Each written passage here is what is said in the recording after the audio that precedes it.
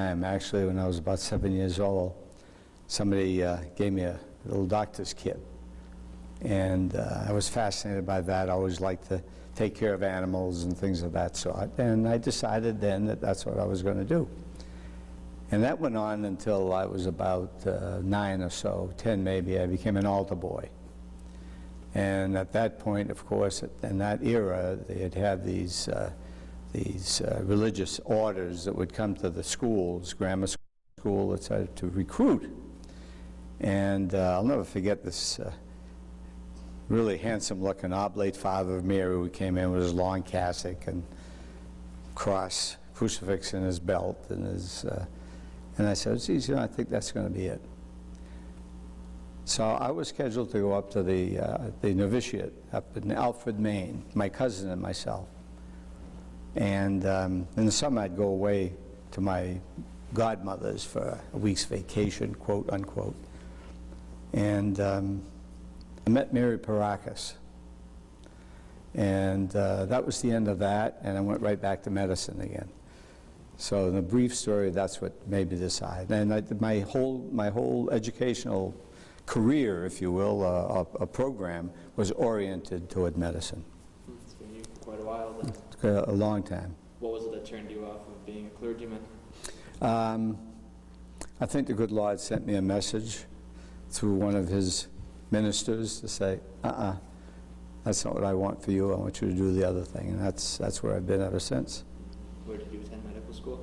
I went to Boston College, I told you, as undergrad, as a pre-med student. Then I went to Georgetown University in D.C. And at that time, Georgetown and St. Vincent Hospital here in Worcester had a very close affiliation. And they had, my first love was OB-GYN, by the way. I had my office designed, I had everything ready with the folding doors for the pictures of the babies that I'd deliver. And, but I wanted an internship, and of course then there were rotating internships. It was rare that you found a straight internship. And there was a lot of medicine and pediatrics and surgery, and with that very intimate relationship with Georgetown, where our professors would do a 3 to 5 day sabbatical, I came up to St. B's. That was my first choice, and hooked up with St. B's, and I've been around here ever since. So things worked out pretty nicely. What year did you graduate from medical school? From med school, 1961. 40th anniversary coming up of this November. Our class is having a reunion. Get to see some new old colleagues. Yeah, and I'm hoping that as many of theirs there as there were 5 years ago, but natural attrition does occur, you know, as you go down the road. Do you remember how much it cost you to attend medical school? Oh, I certainly do. In fact, I was talking to a friend of mine the other night. We were talking about kids, children. And my daughter went to Bancroft, and then she went to Wichita School as a boarding school. Her tuition for 1 year was as much as it cost me for my entire education. I started out at Georgetown at $900 a year. And then the next year it went up to $1,000. And then the last 2 years almost resulted in a rebellion by the students, because it went up to $1,200. And we all got together and we promised ourselves that when they come around for their solicitation of donations, we were all going to send them monopoly money to pay them back, because you have to understand, coming from working people, my father was an immigrant, and a couple $100 a year was a big chunk of change back in the 60s. And but when I think now, I think Georgetown is $32,000 a year. It gives you the chills, and you can imagine, you can understand why some of these kids come out with, you know, $150,000 to $250,000 debt. So it bothers me a little bit, because I just don't know who's going to be going into medicine. You know, I take myself really wanting this from youth, really, And everything that I did was pointed toward that goal. I don't know what they can do now.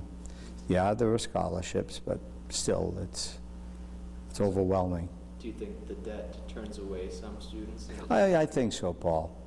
I think so. I think that there are probably some younger people that, you notice I never use the word young or old.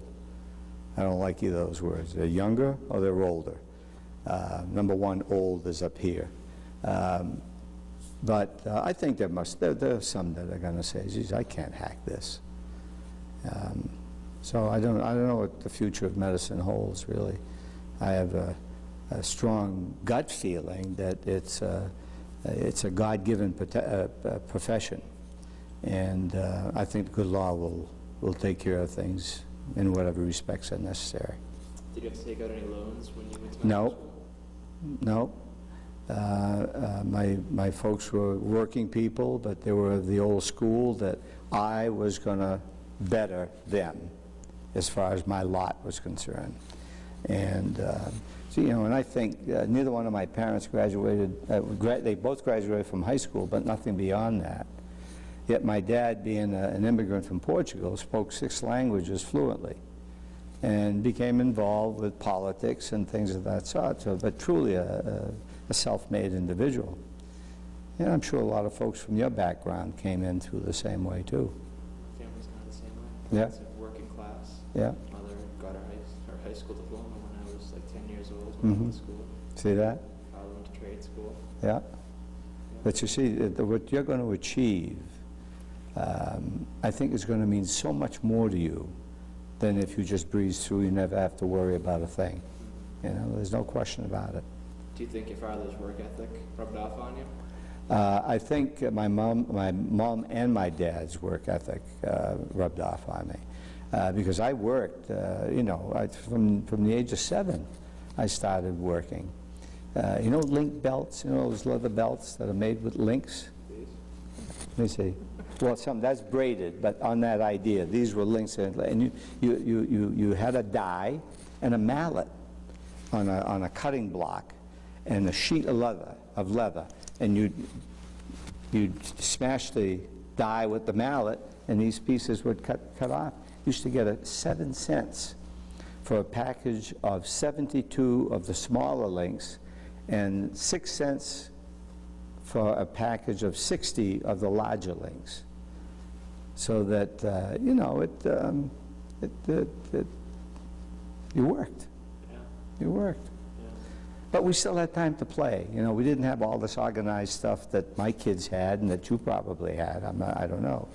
But if you wanted to play ball, a bunch of guys would get together. One guy would have a bat. Maybe 2 would have gloves. And somebody would have a ball, and you go out and you'd have a game of baseball, you know.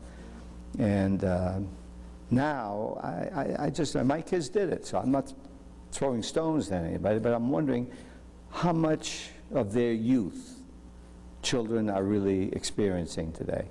Because they're like little adults. They have little uniforms, but they have big coaches who are, I think, vicariously living through these kids. And that's why we have some of the funny things that happen, some not so humorously funny, but anyway, in one respect, yes, but I think if one parent was home, you could do the other with impunity. So did you grow up in the Worcester area? No, I come from Salem, Mass.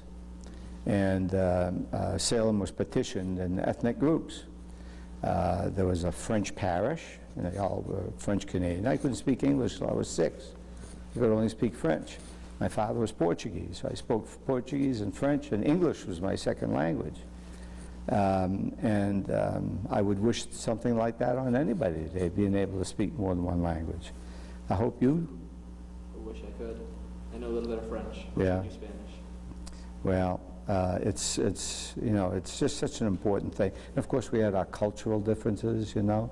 The French Canadians would have theirs. Then we'd go to Peabody, Mass, the adjoining city, and well, in Salem you had a couple of French parishes. You had a Polish, Irish, and a Russian Orthodox, interestingly. In Peabody you had Portuguese. Right next door was Greek. Right on the other side were Turks, And my dad tells me about frequenting a young Turkish girl, and he didn't know that that was a no-no. So he just made it by the skin of his teeth over the line. As long as you're over the line, they didn't pursue you beyond that. But that's how close those cultures were. But beautiful traditions, you know, that you don't see anymore today, except maybe an Italian festival, which is nice. There's the Hispanic festival that they have. These are good things. Did that help you through your practice, speaking different languages? Oh yeah, I still, you know, now they ask you what languages. But the problem that we face today, especially in Worcester, because I've seen a tremendous change. Worcester was an ethnic city also, with, you know, in Green Island with the Swedish people. You had the French people, St. Joseph's in that area. Right across the street, you had the Irish St. Stephen's. And they were very close also. But over the past 15, 20 years, we've had a tremendous influx of Hispanics, of Southeast Asians, and people from Africa, people from the Russias, and I see a lot of them as patients, and I have more fun with them because having my ethnic background allows me to understand theirs a little bit more, and it's a wonderful, good time listening to what they have to say, you know? Yeah, it's going to be fun just treating different cultures. There's no question. But, you know, it's interesting, though, that how respectful they are. A lot of people from Ghana, they have a beautiful accent when they speak their English, you know, and beautiful skin, great people. The Southeast Asians, work, work, work, work, work. My wife, when she was living, they used to help support through the church families, and she'd tell us stories, you know, tell me stories about how they'd support, and these people would work 2 jobs, sometimes 3 jobs. Then when they got a little junk box of a car to be able to get around, then they came over and they said, "We thank you so much. We don't need your help anymore. To help somebody else." The pride didn't want to go beyond that point, you know. Step back a couple. Mm-hmm. What led to you choosing your specialty coming out of medical school? Or I didn't hear you, Paul, say. what led to you choosing your specialty? Well, I told you my first love was OB-GYN. And as I said, I had everything was planned for that. And I did, after the internship, I stayed on and took 2 years of general surgical residency. And really enjoyed that.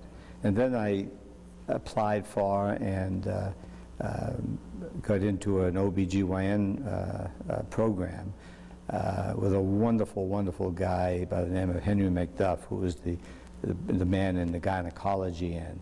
And Paul, the only thing I can say is that Lord works in funny ways, you know. He had me start on GYN rather than OB. And there was a great guy there too, Dr. Jones, who was a wonderful man. But with Henry McDuff, I learned a lot of GYN. And Paul, I can tell you that after 6 days a week of dealing with the same area of anatomy in all dimensions, all colors, all degrees of cleanliness or lack thereof, when I'd get home, we had 1 son at that time, and my wife was pregnant with the second boy. And I'll tell you, it almost ruined my marriage. I just couldn't take that anymore. So that one morning, Dr. McDuff invited me down for a cup of coffee, and we get to be quite friendly. We stayed friendly the rest of his life. And I told him, I says, "Dr. McDuff, this is not my cup of tea." And he says, "Well, Ed, I envy you the courage of being able to utter this and do something about it." Because this guy technically had trained with Dr. Joe Meggs in Boston. And, you know, you'd think that, you know, an hour or 2 was going on, and no, it was probably 45 minutes. And just a lack of wasted motion, the case was done. So I learned an awful lot of good, both office and surgical GYN. And in my practice, when I first started, we did a lot of GYN, an awful lot of GYN, until the departments split. I continued until I went to a different system. But it was a great experience. I came back to general surgery. And this was the Vietnam War. And a lot of people had been pulled out of residencies, some people in the Berry Plan, et cetera. And I think I was given 7 deferments out of necessity or importance to the hospital. Of course, by then I was 3rd, 4th chief resident. And so I was able to complete my training. And I must say that, of course, the individual hospitals, St. V's, Memorial, City, all had their own surgical training programs until Dr. Wheeler became chief at St. V's, and he worked with the American College and unified the programs under the aegis of the University of Massachusetts. Spoke with him last week. With Dr. Wheeler? Yeah, we've been friends for a long, long time. Very colorful guy. A lot of memories also. You know, that's good. So, what do you like most about doing general surgery? Right now, Paul, can I be candid and honest? Sure. That after 36 years, I don't have to take nights or weekends anymore. I'm not doing these terrible cases anymore. I'm doing same-day and outpatient surgery, and I love it. This is great. But back then, you have to understand there was an awful lot of it. I was the first to do laparoscopic surgery in the city. And this was back in 1991. And I did the first case at Hanneman. I did the first case at Memorial. That was cholecystectomies. Then I did the first appendectomies also. Prior to that, all these gadgets that are taken for granted today, we were kind of the launching pads for those things. And I'll never forget, we had at Hanneman, I spent 25 years at Hanneman, and we had a reunion of some of the older surgeons. And I was asked to do a little show and tell. And there was one gentleman there who was known to be fast. And we had these little foam rubber teaching devices, for instance, of the stomach, and of tubular material, of similar spongy material that was the intestine. And I remember using a GIA clamp, which is an automatic stapling device. And I said, Dr. So-and-so, I know you were fast, and you used to whip those sutures around. I said, but do you think you could do a gastrointestinal anastomosis like this? The poor guy was almost 90, and his jaw dropped, you know, to see the innovations that have come down the pike since his heyday, you know. It's just wonderful. It's been unbelievable. It's been one thing after another. What do you think of some of the bigger innovations? Excuse me? What do you think are some of the bigger innovations that appeared? That now are present? Well, I mean, when you think of what you can do laparoscopically, and now with minimally invasive stuff, and joints, you used to see people, these huge gashes, you know, to do a ligamentous tear, a cruciate tear, or something like that. What they're doing now, even with laparoscopic things and spinal surgery, what they're doing with cardiac surgery, it's just phenomenal. Joints, joint replacement. I remember during my rotation doing orthopedics, and Dr. John Amaral, who used to call him Mr. Magoo because he looked like Mr. Magoo, with little jowls, you know, and he was a little short guy. But when he put a Smith-Peterson nail, do you know what a Smith-Peterson nail is? It was the most popular way of fixing a hip fracture, you know, back in the 60s, earlier 70s. And this man developed a cross-table lateral where he'd raise the leg, they'd bring the camera, it was all draped, they'd bring the x-ray tube to take a picture, and it was the best method of seeing what had happened to the corrective measure. And click, but by the sound of the hammer, a metal hammer, on the rammer, he knew where that nail was. You get a picture, it was right there. But now with some of the things they have, you know, these things are all digitally prepared, if you will, and you get the right angle, you put the sparm in, put it on, stick it in with cement, you got it. And I think practically every field has just made advances like you read about. And I think they're just scratching the surface, Yeah, you know? things are going so fast. They're just so fast. What about new drug innovations over the years? Well, you know, of course, my greatest peeve is the abuse of penicillin. I think penicillin would still be our greatest antibiotic today if it hadn't been given for a sniffle or a little raspy throat and all that stuff. But that's okay. But antibiotics, unbelievable. I think some of the H2 blockers, when I think of the amount of gastric surgery that I did for ulcer disease that we're doing a fraction of today because of these drugs, the recognition of H. pylori, the treatment of H. pylori, that helps eliminate an awful lot of this, the need for the surgeries. Unbelievable. But cancer still, you know, I think we've made a lot of strides. I think that certainly with some of these, not that I'm one who believes that we should use embryos for this, but I see embryos, or I know of embryos in refrigerators that are going to be tossed into a bucket. I don't think the good Lord would like that. I think that if that's there under those circumstances, use those to help mankind and not just chuck them. But I don't think that, you know, I don't think we should be playing God and fertilizing for that purpose only. But that's another area that, you know, in your lifetime, Paul, it's going to be awesome. Just awesome. And I thought it was awesome in mine, but you know, you guys are going to do, you're going to do all right. But the motive, Bob, you know, that altruistic motive is the thing that I would try to instill in any young person, younger person, going into medicine. I tell my residents, two things I would wish you. One is good health. And number two, if I could wish you the happy professional life that I've enjoyed for 36, 7 years now, I can't wish you anything else. You could do everything else yourself. Now, I know you're going to get into some of the, at least I would suspect you'd get into some of the business aspects of the profession and think that's going to be a horse in a different garage. And I was also going to get into advice you would have to younger physicians. Well, I think I just mentioned, you know, go into this with altruistic motives. I think probably more in my era and even more in the era that preceded me, the financial aspect was strong.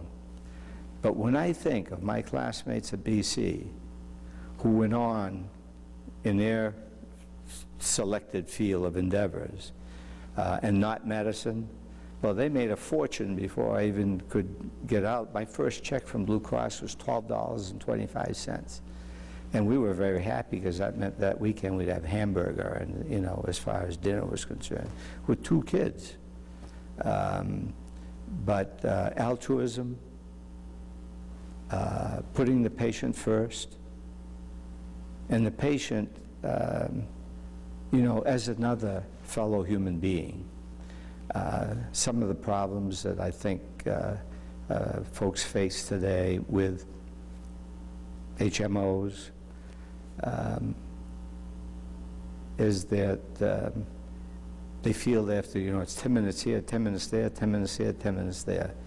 The pleasure I got from my profession is not only to see somebody who was ill or somebody who had a problem being corrected, but to be able to sit there and talk to them. And Paul, the vast majority of the patients that I had, I can count as friends. Without that,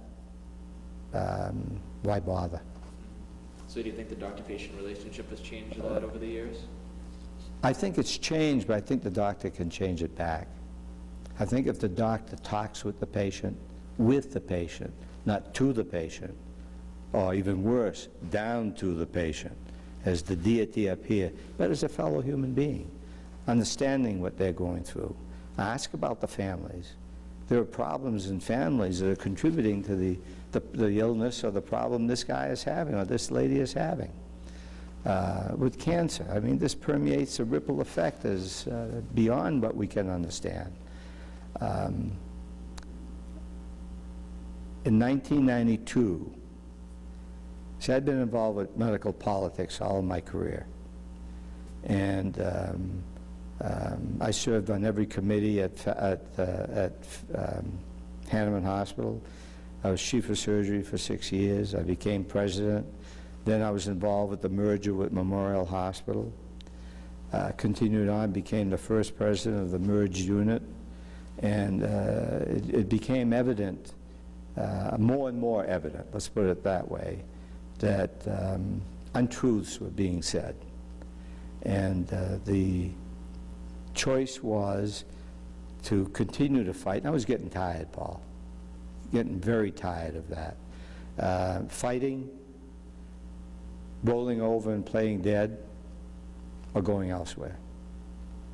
And my wife and I discussed it, and I said, you know, I think it's somebody else's turn now. So the Fallon people have been after me for years, because these are all my friends. You know, I knew all the original 8 Fallon people when they were on Institute Road. Wonderful people.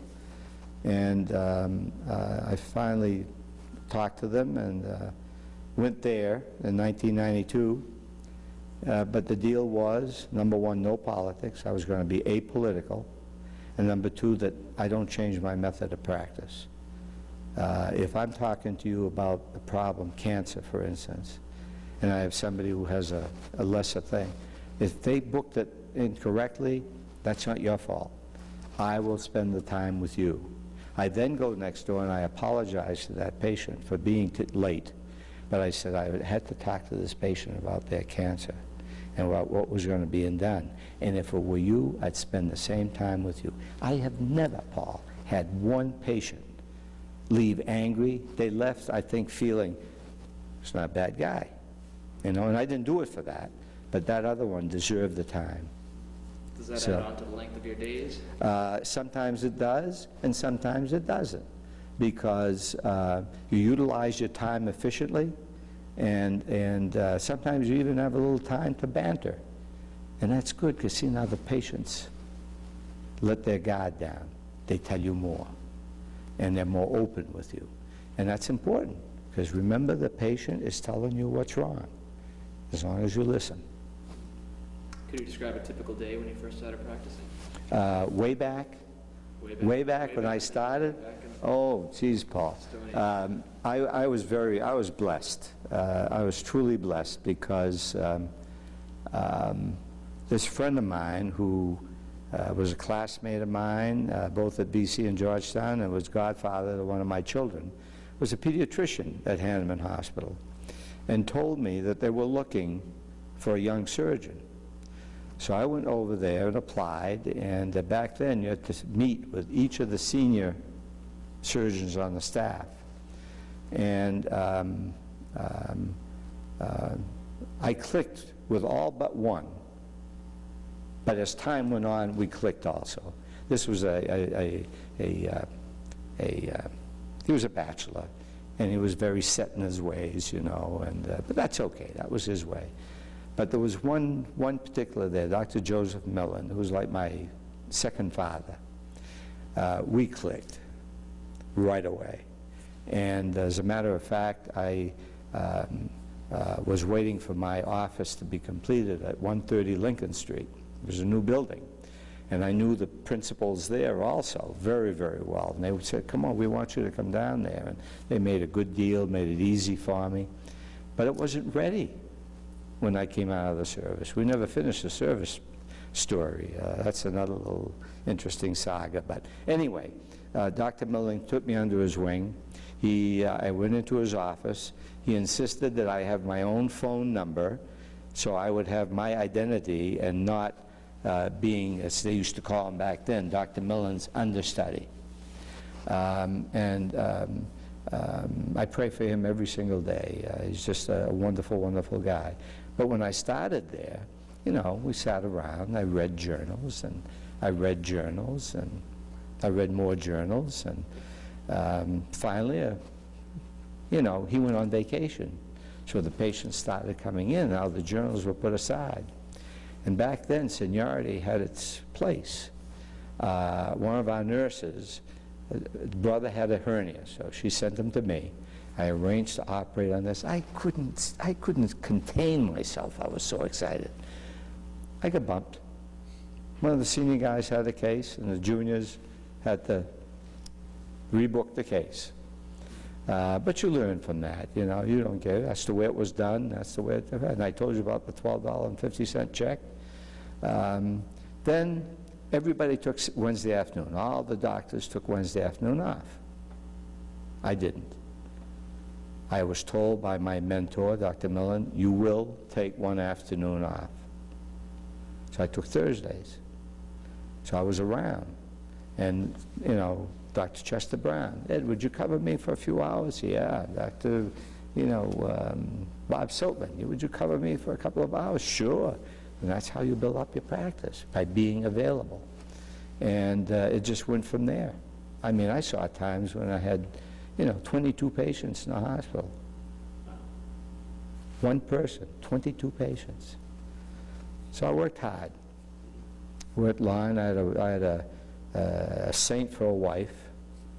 But I tried to make as much time as I could for my kids. If they had a little something going on at the school, I would arrange my schedule, so I'd run up in scrubs. They knew to look for me in the back of the room on the left-hand side, so they wouldn't have to scan the room. I was always standing in the back. They knew I couldn't stay for the whole thing, but I was there, and then we talked about it later on. So I have 3 wonderful, wonderful kids, and they're not kids anymore. And I had as I said, a saint for a wife that I lost. Actually, I got to Fallon in September of '92. October of '92, she was diagnosed with ovarian cancer, and left us 2 years later, and that's been difficult. Yeah. But was it difficult balancing your personal and professional life over the years? I'm going to say yes. I wouldn't be telling the truth if I didn't say yes, because, when you open your own practice, Paul, this is like somebody opening up a business anywhere. This was my business. The office, the furniture. This was my property. These were my bills, my debts. This was my family, and I had to provide for them. So I worked hard. And I think it's different, very different now with some of the HMOs and the younger people coming in.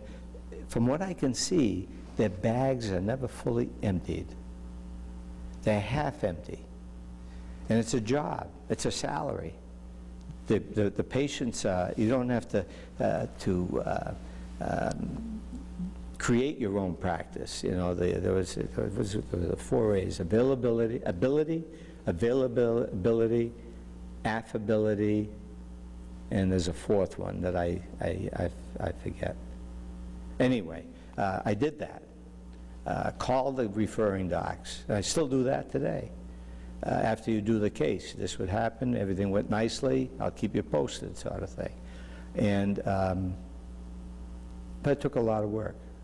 Took a lot of time, but I was home. I really did nothing else. I didn't play golf back then, even though I played. I mean, I started when I was in the service, but I didn't have time for that.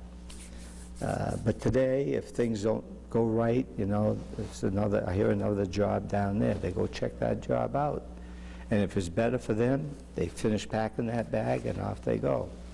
And when they ask me about it, I says, look, only you can take care of you. Nobody else is going to watch out for you. If this is a good thing for you and your family, do it. Do it. Because with the corporatization of America, a decade or so ago, that allegiance of employer to employee and employee to employer was destroyed. So that I think that you have to look out for yourself now.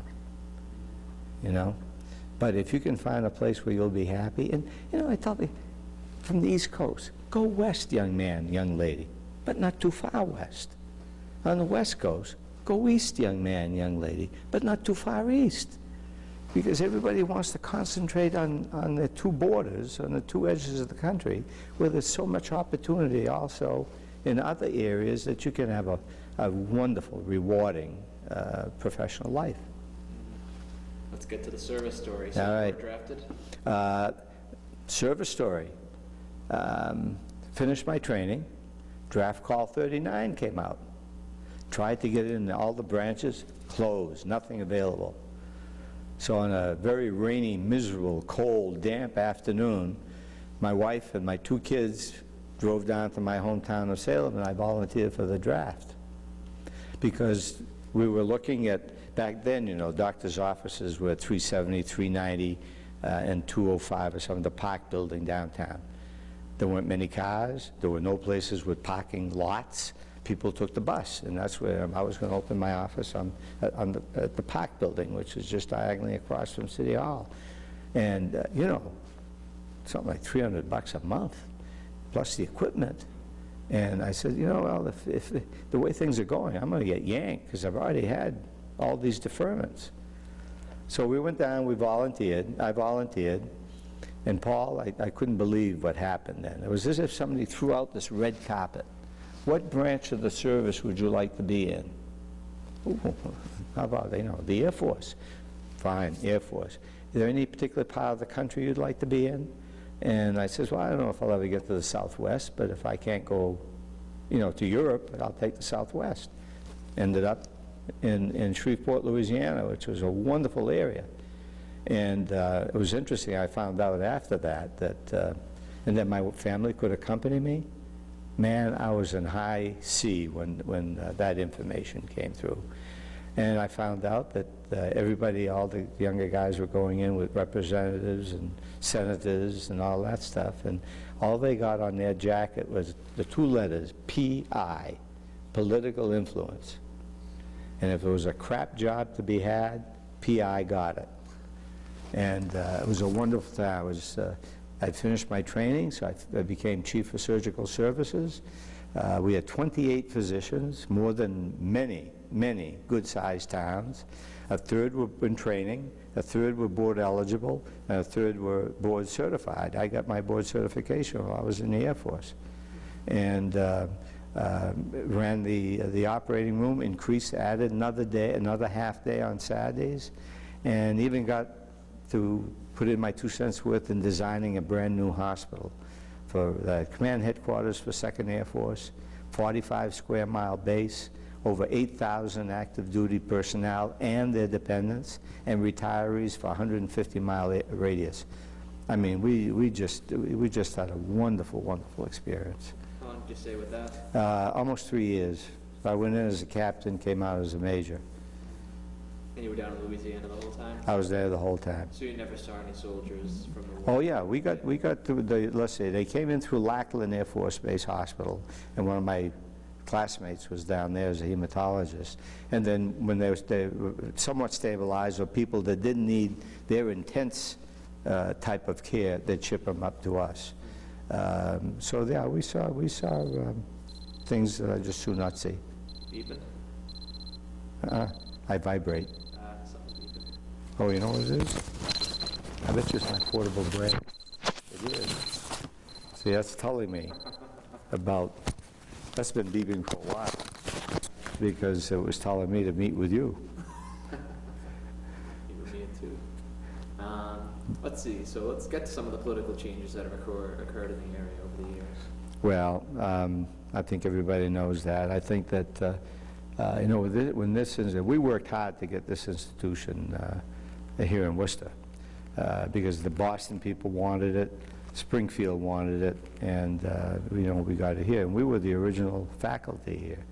I remember the classes were at the Shaw Building before the building was erected. I used to, and they always used to give me fluids and electrolytes. Paul, I hated fluids and electrolytes. But I learned fluids and electrolytes, and I try to impart that to the students. But I think the school has had a tremendous influence. I want to say that it was mostly positive. There were some negatives, nevertheless. And understandably, when they got their faculty put together, we were kind of, I mean, I'm still, you know, assistant professor of surgery and have been all these years, and we take care of the residents. But, you know, Fallon Clinic began to expand back then. Then we had the, I was one of the grandfathers of the, it's Mass Health now, CMHE, Central Mass, so anyway, I forget the name of the outfit, but you know, we all donated $1,000 to start, and we were there. That was pool money, seed money for them, and that was a good thing. But again, for some reason, good things kind of fall by the wayside, and they become not so good things. And there were troubles with payments, and of course, 1964, when the Medicare Act came into being, yeah, you know, you didn't get $5 here and $5 here, or a dozen eggs here, a dozen eggs there. But it was the beginning of the government's intrusion in the practice of medicine. And, you know, the people ask, well, what did the poor people do back then? Poor people had as good, if not better care than people with insurance. I remember the 7th floor at St. Vincent's Hospital. It's a 14-bed ward. I practically slept with these people. You know, somebody with insurance doesn't have that luxury. We have given, and as being very much involved with the Medical Society over the years to reaching being president 3 or 4 years ago, we've studied that. And the pro bono work that physicians in this community contributed to the residents of this community will never be appreciated, because nobody said anything about it. You just did it. It was part of your altruism.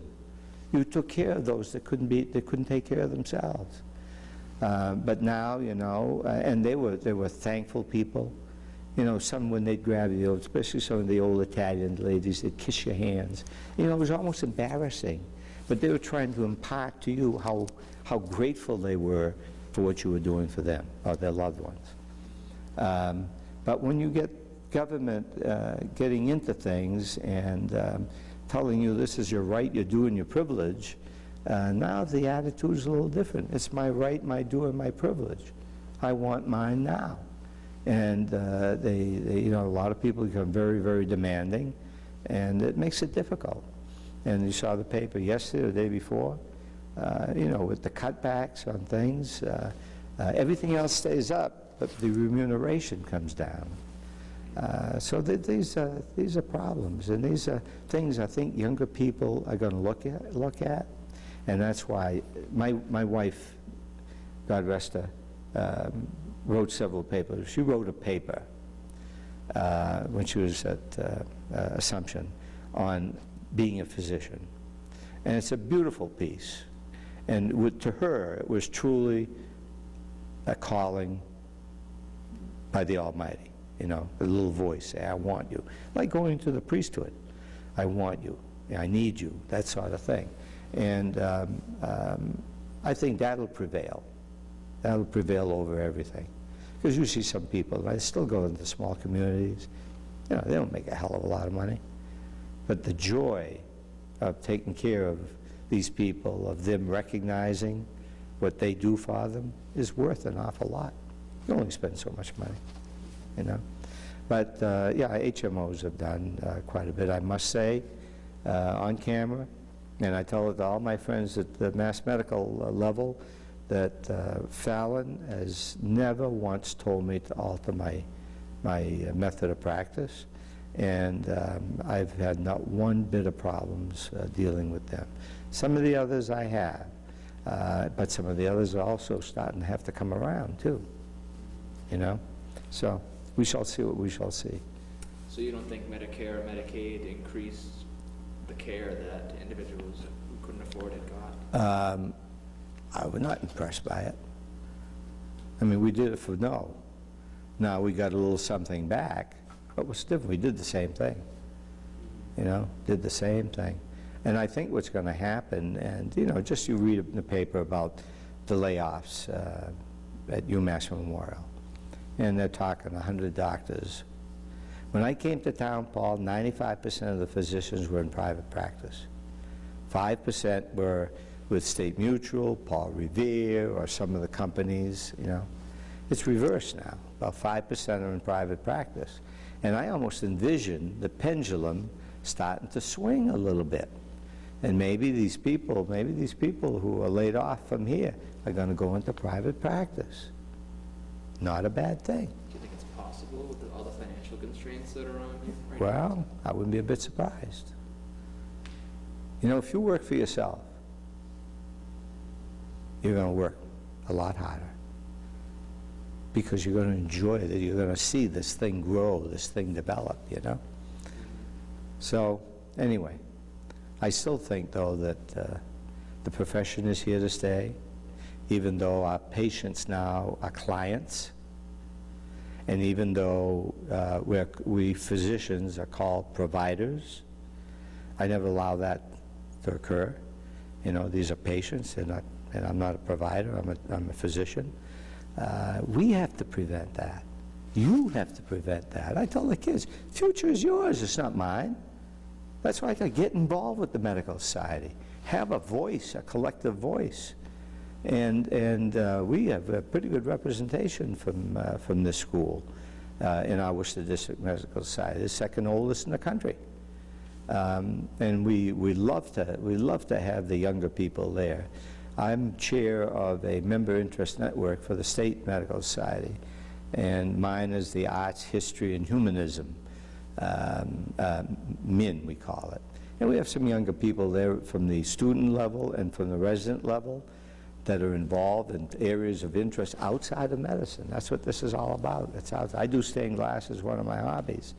And, you know, we have a guy who does wonderful wood carvings, and we have an amateur astronomer who has built 2 telescopes of his own already and is very well recognized. And all these things, you bring people in. You let people find their own little level. Let them do their own level. Some people are not interested in politics. They don't have to be now, you know? So you younger people, get involved with organized medicine. Make your voices heard. And you know what? You'll see the motto if you see of the Worcester District Medical Society, which was my creation when I woke up one morning.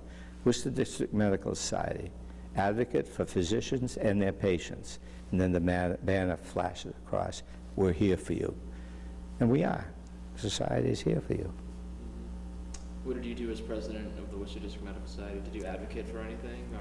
Well, we advocate. One of the biggest things was the Worcester Outreach Program, which is providing alignment of patients with no insurance, underinsurance, line them up with a physician, getting medications that they need at no cost, and things of that sort. Advocacy for young physicians coming out to practice.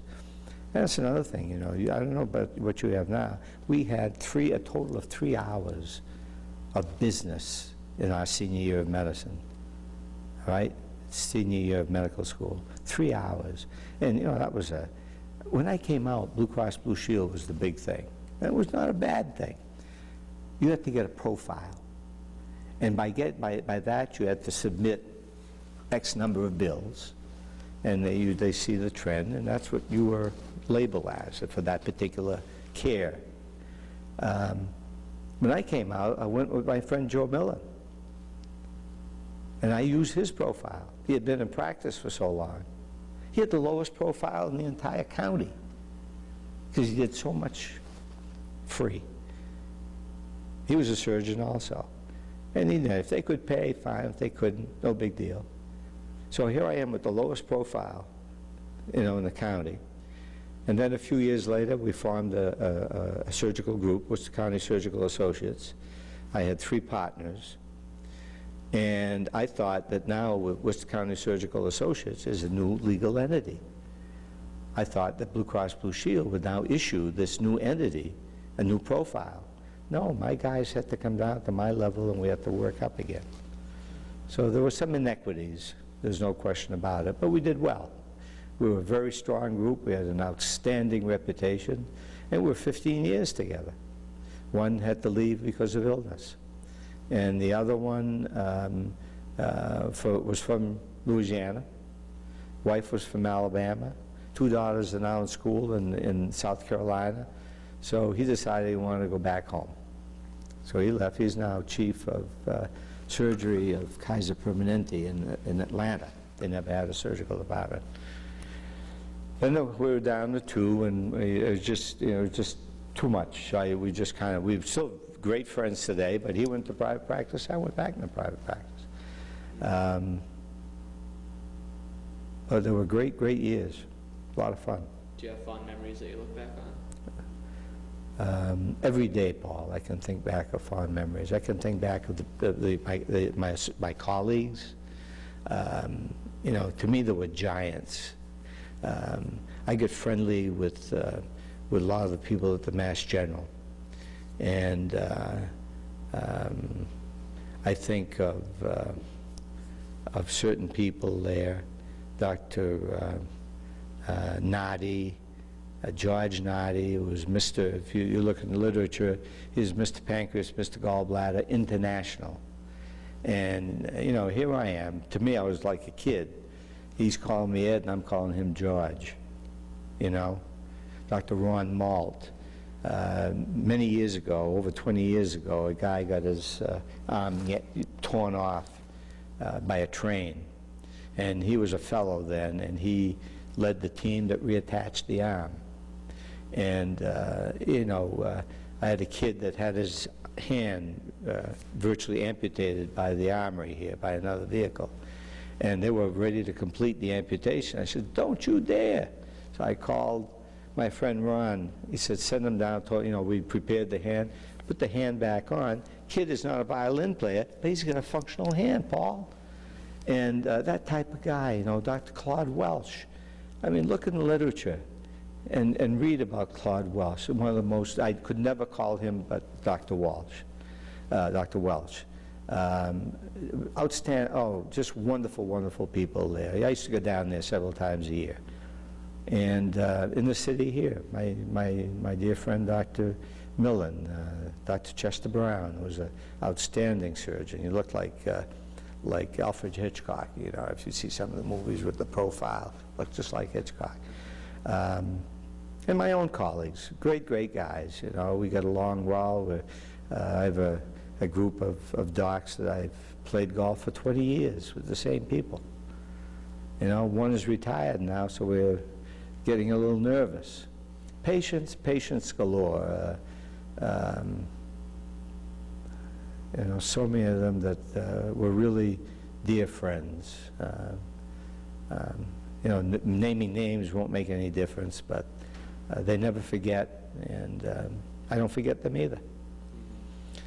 What led to you choosing to practice in Worcester after coming back to Louisiana? Well, as I said, I trained here, got to know people, was on the staff of Hanneman before I went to the military, because I was looking, I had to do something after training, waiting to go into the Air Force in September. I had time.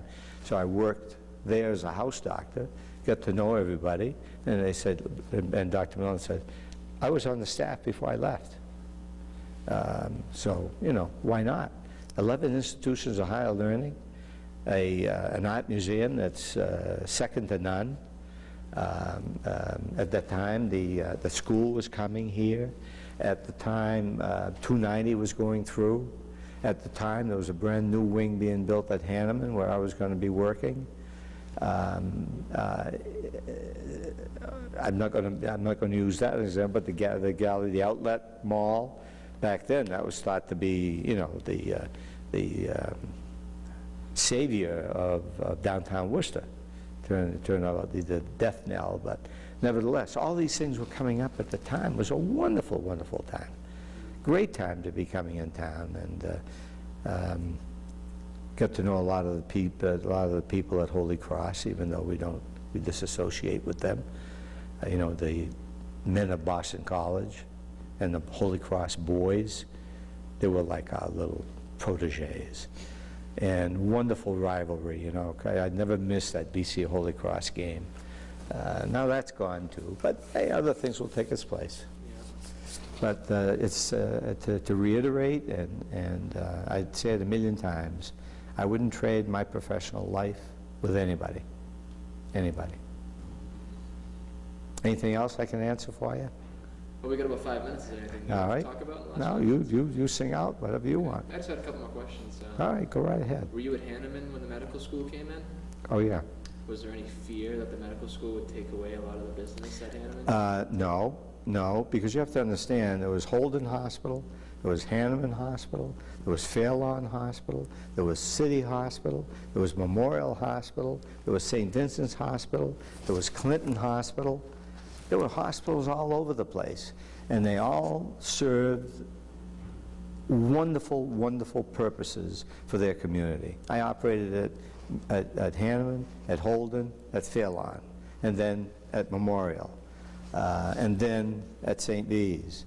But they had their loyal things. See, that's the difference. When you had private physicians, physicians in private practice, with their patients, they directed them to the hospital that they went to. It was not that it's an HMO that has a contract with only X hospital, and all of you will then go there, whether your doc goes there or not. It's tough.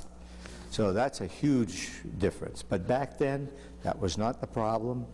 That was a 252 or 3 bed hospital, Hanneman was, and almost 90+% full. I remember, but you know, patients were in longer then. I remember patients being in for 7 days for a hernia. And as the kid, I says, you know what? I bet you if we cut this down to 3 days, they'll do just as well. So we cut it down to 3 days. They did better. And not long after, we cut it down the same day. But then the other things came into place. I mean, you had different anesthetics. 1989, Dr. Irving Lichtenstein developed the Lichtenstein repair with the mesh, you know, and that gave you much more integrity than you did with just putting stitches in there for herniorrhaphies. And there were a lot of things that came, a lot of factors that came into play to make this possible. But it's wonderful. People do every bit as better in many cases. What do you think's led to the closing of, we had like, what, 7 or 8 hospitals in Western? Well, closing of the hospitals, as I said, I think HMOs, marked reduction in reimbursement. In the old days, Paul, you could take from Peter and pay Paul. And next month, you take from Paul and you pay Peter. But when there's not much in Peter, you can't take it to pay Paul. And if Paul is not making his own, then you can't, it didn't go back and forth. And so that had a tremendous role. Certainly, as I said, direction of patients to specific institutions had a major role. Now, when I went to St. V's, I was still on the active staff at Memorial, but because I was working with an HMO, I was shut out from Tufts, HMO Blue, all these things. I had a lot of those patients that I did in the hospital that they contracted with. The only difference was where the fee-for-service was sent. Instead of being sent to my private office, it was sent to my clinic office. Everything else, all the preoperatives, interoperatives, all the other services were provided at the hospital. I didn't steal patients to go elsewhere, you know? So, but anyway, what goes around comes around. Do you think managed care has changed the quality of care that patients can receive? I'd love to say no, but I have to say yes. You know, we, at one time, if you wanted to refer, you could refer with impunity, as long as you had a bona fide reason to do so. It's not just to, say, unload a patient. I mean, that's morally wrong anyway, and professionally wrong. But now you are limited in what you do. For the most part, again, I'm going to go back to Fallon, because that's the one I have the most experience with for almost 9 years now.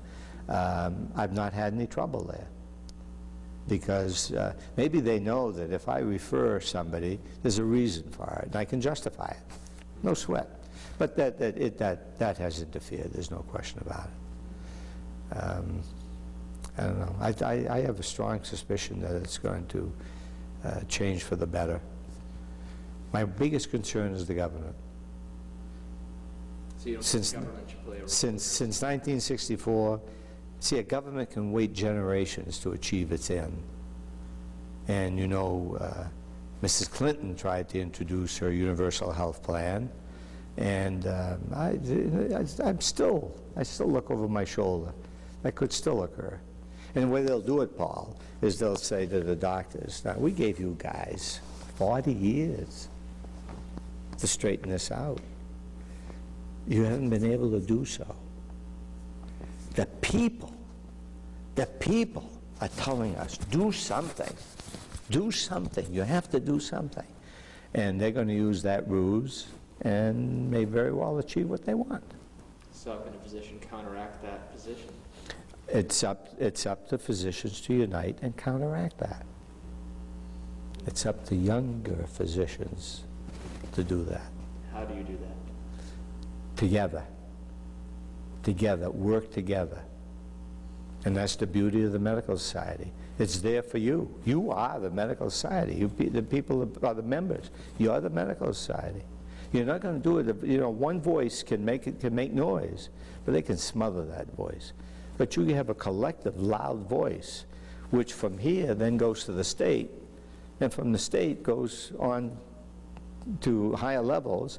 You know, I'll be perfectly candid. I'm ambivalent in many respects as far as the AMA is concerned. I'm a member, and I disavowed them one year when they started, you know, talking about you know, sunbeam appliances and things of that sort. They have no business getting into that. Just like the government has no business coming into the medical profession. Let physicians make the decisions. Then when the next president came in, wonderful, wonderful guy. Then this, another one was a lady who became the president, first president, I think, as a